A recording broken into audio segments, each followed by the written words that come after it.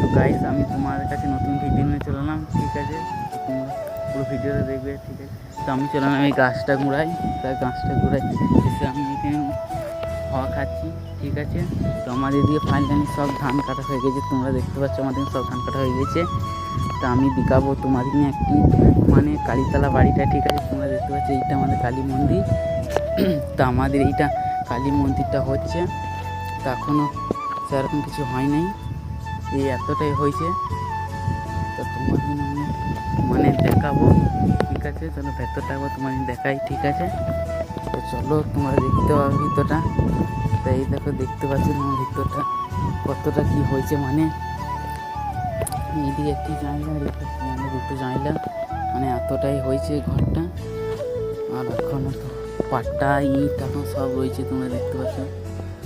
তো এইখানে ঠাকুরটা থাকে, আর আগে মানে মাটির ছিল, তারপর এখন এটা পাকা করে দিয়েছে, ঠিক আছে? তো এইখানে এখন পাকা করে দিয়ে এখন নতুন, এখন এই কিছু আর দুদিন বাদ দিয়ে ঘরটা আবার শুরু হবে, ঠিক আছে?